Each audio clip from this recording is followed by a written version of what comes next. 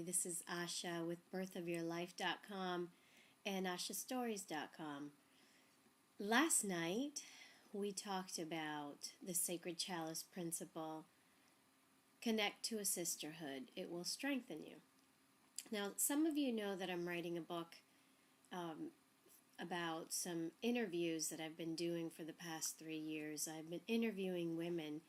And in the process of doing these interviews, I've really fallen in love with women and fallen in love with our collective stories and how much we have to learn from each other just based on what we experience, and how few of us really have the opportunity to have our voice be heard and to be able to share our stories.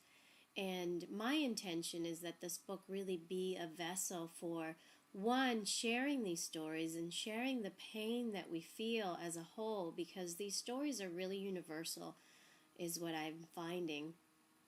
And that as we share the story, we really are offering it to each other and offering it to what I call Divine Mother, to offer it to the earth so that she can recycle it and use it for manure, if you will, so that we can plant the seeds of the new consciousness, of the new paradigm of being a woman that we wish to create.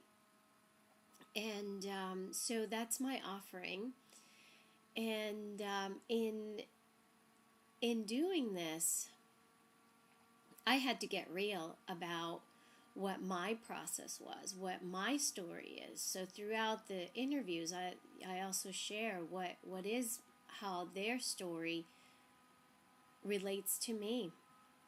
And this principle, connect to a sisterhood, it will strengthen you, was probably the principle that was most painful for me as I take a look at my life and see that I haven't really created the kind of sisterhood that I once imagined. I think a lot of us have an idea that sisterhood means Sex in the City kind of friendships, and that may or may not be the case depending on what we're really needing. And what I really feel sisterhood is, capital S, sisterhood, is a group or one person, somebody that really has your back. Somebody who's really supporting you in your own spiritual growth and supporting you in life through your pain, through your joys, who's there for you. And so I had to take a look at what relationships I have and how, sort of taking a step back. And as I kept going back, further back and further back, I eventually landed into my relationship with my sister. And after last night, when we contemplated and meditated on this principle, it became clear that the genesis of sisterhood is with our relationship with our mothers. And that the wounding in the mother lineage has such power to either withhold us from true sisterhood or to propel us into intimacy and rawness and the most authentic way of being with another woman. And when I say mother lineage wounding, I think most people really have like the first sense of what that means for them. Everybody can connect to that, and everybody can kind of see what I have learned from my mother, what she learned from her mother, and what I'm passing on to my children. And most of us really hope that we are able to make different choices. But what I believe is that sometimes we can't really force those choices into being just by pure force. And maybe we can certainly try, but then there's this other really wounded piece of us that is wanting to be heard.